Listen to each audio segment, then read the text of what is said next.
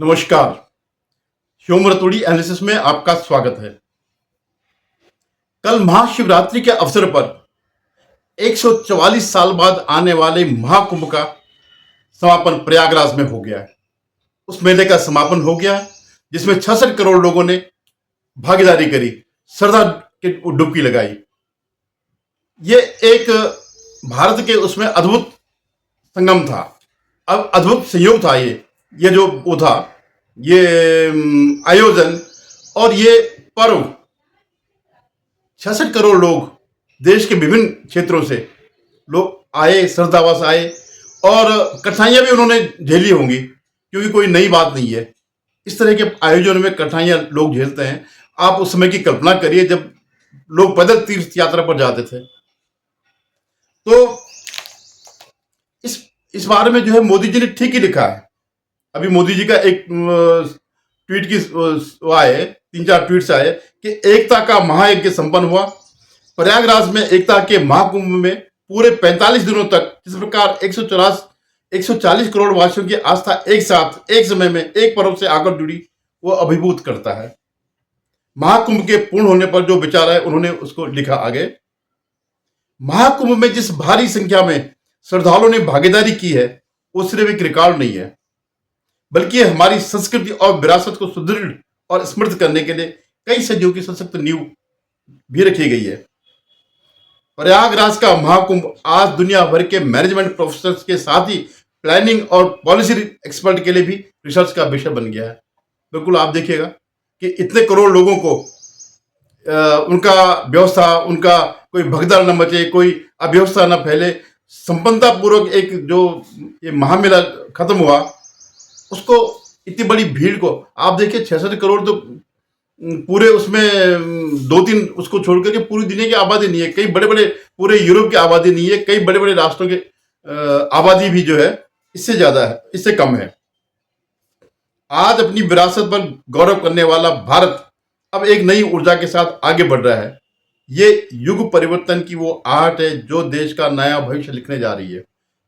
इस बारे में एक बात कहूंगा, महाकुंभ तो इससे पहले भी आए होंगे और आए हैं, मुगल काल में भी आए हैं, उस समय भी आए थे जब सनातनी बने रहने के लिए या तो दुआने खर्च करने पड़ते थे या तलवार के बल पर आपको जो है विधर्मी कर दिया जाता था आपकी अनिच्छा से, या दुआने न देने की वजह से आपको विधर्मी बना दिया जाता, सनातन से विमुख कर दिया जाता था। हालांकि उसके बड़े दुष्परिणाम आज देखने को मिल रहे हैं। आज जो लोग दूसरी तरफ गए हैं वही सबसे ज्यादा आलोचक सनातन के हैं, जो 300-400-500 साल में उनके अंदर जो है सनातन के प्रति बड़ा कटुओ हो गया है।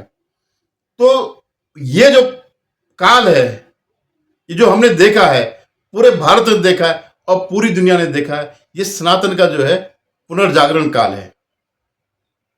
तभी जब यात्राएं होती थी तो किस तरह से आप सोच सकते हैं कोई व्यवस्था की जाती होगी जिस सनातन से घृणा होती थी। और 1947 के जब भारत आजाद हुआ उसके बाद भी स्थिति कोई नहीं बदली, क्योंकि भारत का जो प्रथम प्रधानमंत्री था वो अपने को कहता था मैं एक्सीडेंटल हिंदू हूं। और कैसा हिंदू था कि जब सोमनाथ मंदिर का पुनर्निर्माण हुआ तो उसने इतने रोड़े अटकाए, उस पर इतने रोड़े अटकाए, इवन जो उसके आयोजक थे उनके खिलाफ इतनी दुर्भावना रखी कि उनके मृत्यु उपरांत भी उनसे बदला लिया। तो आप सोचिए आजादी के बाद भी किस तरह से सनातन के साथ का न केवल अपमान किया गया बल्कि उनकी खिलाफत की गई।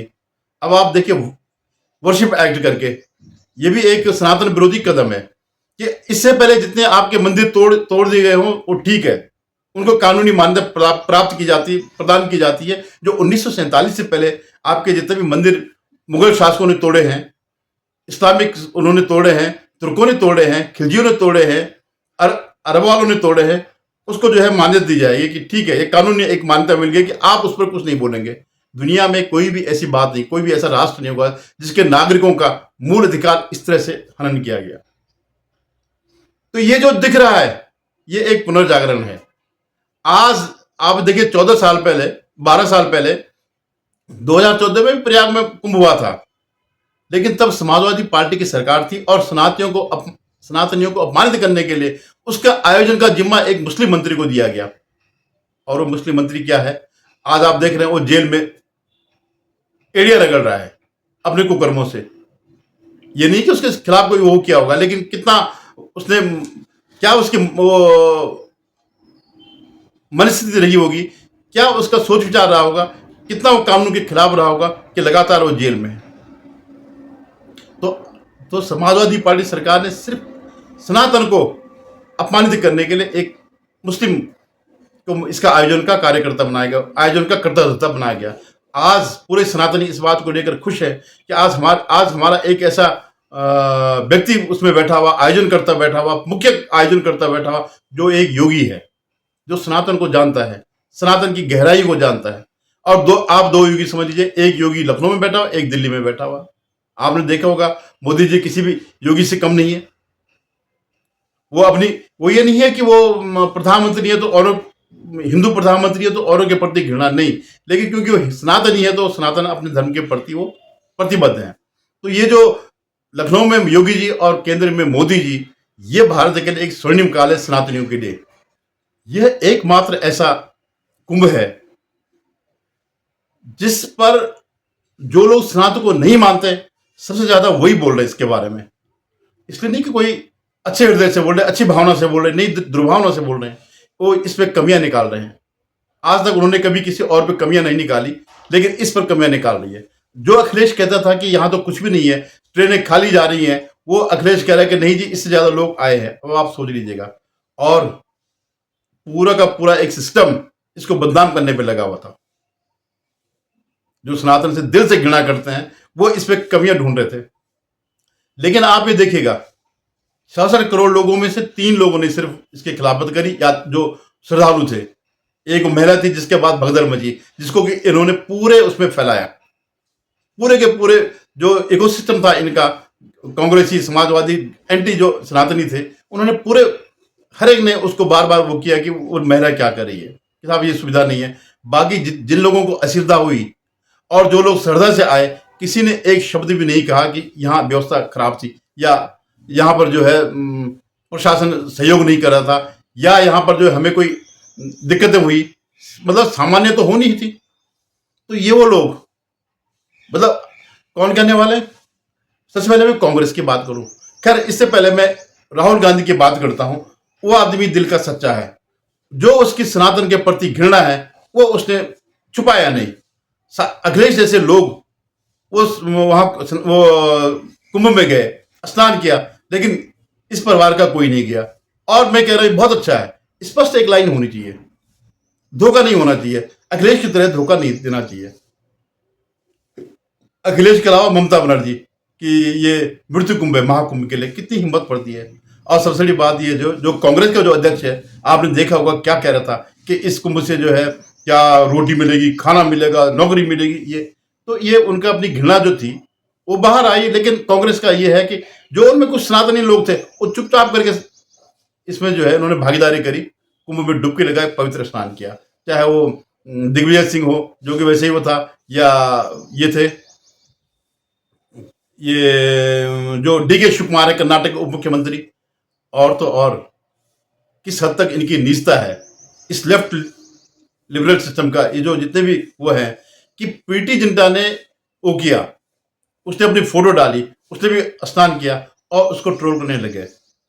कहा कि इसने 18 करोड़ रुपए जो है इसके माफ किए गए, इसने डिफॉल्टर है बैंक के और माफ किए गए। और पूरा का पूरा जो ये पूरा सिस्टम है, चाहे वो राणा अयूब हो, अरफा वो शेरवानी हो, और जितने भी इनके होते सब उनके पीछे, प्रीति जिंटा के पीछे पड़ गए। अल्टीमेटली उसको जो है सफाई देनी पड़ी और इस झूठ के लिए इन पर लताड़ लगाई। फिर ये बेशरम सारे के सारे दुबक गए जब उसने बताया कि ऐसा मेरा कहीं पर भी कोई इन्वॉल्वमेंट नहीं है, अगर है तो आप दिखा दो। तो मतलब इतने कोर तक, दिल के अंदर तक इन लोगों की अंदर में जो है घृणा बसी है। लेकिन मैं एक बात और कहता हूं, 66 करोड़ लोगों ने इसमें भागीदारी करी, पवित्र स्नान किया, अपनी श्रद्धा का वो किया। और 4-5 करोड़ 10 करोड़ लोग ऐसे भी होंगे जो परिस्थितिवश नहीं आ पाए। मैं अपनी बात कर रहा हूँ, मैं खुद आना चाह रहा था लेकिन मुझे कोई वो मिला नहीं जाने का, और न मुझे इतनी संभावना थी कि लास्ट के 10 दिन इतनी ज़्यादा भीड़ भड़का हो जाएगा और अब व्यवस्थाएं नहीं होंगी जाने की या ठहरने की, रुकने की। तो ऐसे करीबन 10 करोड़ लोग होंगे जो नहीं इसमें जा पाए। लेकिन इतने लोग जो है, ये सारे के सारे जितने जो भी लोग श्रद्धालु हैं, ये बीजेपी के वोटर नहीं है, ये बीजेपी के कार्यकर्ता नहीं है। इन्हें पता भी नहीं होगा कि कई ऐसे होंगे जिनका कोई लेना देना नहीं है किसी राजनीति से। लेकिन जो ये सिस्टम है, जो अखिलेश घबराया हुआ, अखिलेश और उसकी पार्टी सनातन का प्रादुर्भाव होते हुए देख करके जिस निजता से ये लोग उतरे हैं, जिस हिसाब से ये लोग आरोप लगा रहे हैं और निंदा कर रहे हैं, निश्चित रूप से इनमें से जो जितने लोग होंगे, कुछ ना कुछ परसेंट जो है वो इस बात को समझेगा कि यार हाँ, सनातन का असली वो कौन है, संरक्षक कौन है किसकी असली वो श्रद्धा सनातन के प्रति है। जो ये लोग बगैर किसी मतलब के, तुम पे कोई फर्क पड़ रहा है, न तुम पे कोई दिक्कत हो रही, तुम्हें लेना ना देना, लेकिन तुम जो बार बार जो अपमानित कर रहे हो। इवन एक वो मुक्तेश्वरानंद सरस्वती जो है, अपने को शंकराचार्य कहता, वो भी जो है उसका भी धर्म परिवर्तन हो गया। क्योंकि जैसे अंग्रेजों के मुगलों के टाइम पर तलवार के बल होता था, वैसे उसको भी डंडे पड़े थे अखिलेश के उसपे। तो अब वो अखिलेश का शिष्य बन गया और उसने भी धर्म परिवर्तन कर दिया। वो भी बीच बीच में आलोचना करता था, जबकि और भी शंकराचार्य थे, और भी कई मठ थे, और भी कई अखाड़े थे, किसी ने कुछ नहीं कहा सिवाय उसके। तो मैं कह रहा हूं कि जितने ये लोग हैं, वो लोग नहीं बीजेपी के कार्यकर्ता होंगे, बीजेपी के वोटर नहीं होंगे, लेकिन जिस तरह से ये लोग कर रहे हैं, जिस तरह इन्होंने अपमानित किया है, इनमें से बहुत से लोगों का मन परिवर्तित होगा और वो निश्चित रूप से देखेंगे कौन सनातन की रक्षा कर रहा है। फिर जब इसके परिणाम आएंगे, चुनावी परिणाम आएंगे, तब ये कहेंगे कि ईवीएम जो है हैक हो गई। यही अखिलेश और यही राहुल गांधी और यही जितने भी ये पूरा इंडी गैंग का सिस्टम है, ममता बनर्जी हो गई, वो जो लालू करता है, ये फालतू है। तो क्या है, उसको तो ये फालतू दिखता है। उसको तो अच्छा वही रहता ना, चारा चोरी करना। पूरा परिवार जेल में जाने को तैयार है। तो ये जैसे लोग जो है, और इवन ये जो 2-2 रुपए के ट्रोल जो होते हैं सोशल मीडिया में, जो लगातार वो कर रहे हैं, तो अब क्या है, क्यों ये ज्यादा ये भटकाव हो रहा है? जो 2024 की चुनाव के बाद जो एक पुनर्जागरण जैसे आया, और उसके बाद लगातार जो बीजेपी जीत की ओर जा रही है, चाहे हरियाणा, महाराष्ट्र, दिल्ली, उससे पहले जम्मू कश्मीर के जम्मू में पूरी तरह उन्होंने सफाया किया। इससे इनके अंदर हलचल बढ़ी हुई है। अब उनके समझ में नहीं आ रहा है कि इसको हम कैसे रोकें। अब उन्होंने ये भी देख लिया, गाली दे करके भी देख लिया, सनातन को कोस करके भी देख लिया कि कैसे होगा। और सबसे ज्यादा दिक्कत तो इसको हो रही है अखिलेश को 27वें चुनाव में 2 साल बाद। और जिस हिसाब से उसका ये चेहरा सामने आया, जिस हिसाब से उसकी मानसिकता सामने आई, मैं समझ रहा हूं कि मैं जानता हूं कि वो बहुत डरा हुआ है इस जागरण से, इस पुनर्जागरण से, सनातन के पुनर्जागरण से। अब हो सकता है, अभी मैं कल कहीं पढ़ रहा था कि उसने जो है एक केदारनाथ का मंदिर वहीं कहीं बना दिया अपने उसमें, जो है कि आपको वो केदारनाथ जाने की जरूरत नहीं है। कौन से सनातन है भाई ये? आप मंदिर बनाओ, उनके नाम बनाओ, लेकिन जिसे श्रद्धा है, जिसे वहां जाना है, पवित्र स्थलों पर जाना है, वो तो जाएंगे। मंदिर तो कई है, देश भर में मंदिर है। आप कहीं पर इवन आपके घरों में भी मंदिर है, आपकी श्रद्धा आप पूछते हैं। देखिए, इन स्थलों का अपना एक मायने रखता है। जितने भी 12 ज्योतिर्लिंग हैं, जितने भी ये 4 धाम हैं, जितने भी ये इस तरह के कुंभ और अर्धकुंभ के आयोजन होते हैं, या जितने भी पवित्र स्थल है, ये दक्षिण के जो मंदिर हैं, उनकी आप प्रतिमूर्ति करके आप जो है कहीं और वो श्रद्धा नहीं प्राप्त कर सकते हैं। उनके जहां पर वो स्थापित है, उनकी वहीं पर मान्यता है। तो ये जो है बहुत ही घृणित चेहरा आया इन लोगों का। आप जो है सनातन विरोधी होकर के भी ठीक है, तो आप चुप रहते, होने दो, जो भी होना अच्छा होगा, भला होगा, उसके लिए योगी मोदी जिम्मेवार है। आपको क्या सब करने की जरूरत थी?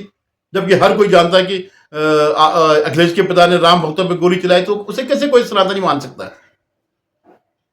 या जितने भी इसमें जो है कांग्रेस ही है, तो कांग्रेस तो आजादी के बाद से पूरी की पूरी सनातन विरोधी रही। खाली यही वाला एक्ट नहीं, वक्फ बोर्ड ला करके आपने इसको इस्लाम की राष्ट्र बनाना चाहा। तो ये अब ये जो है एक समापन की ओर गया, समाप्त हो गया। लोग राज्य खुशी से, जितने भी लोग हैं, बहुत से लोगों मैंने देखा जो अफसोस करे कि हम नहीं जा पाए, परिस्थितिवश नहीं जा पाए, हर कोई नहीं जा पाता है। लेकिन 66 करोड़ से ज्यादा लोगों का जाना ये बहुत बड़ी बात है।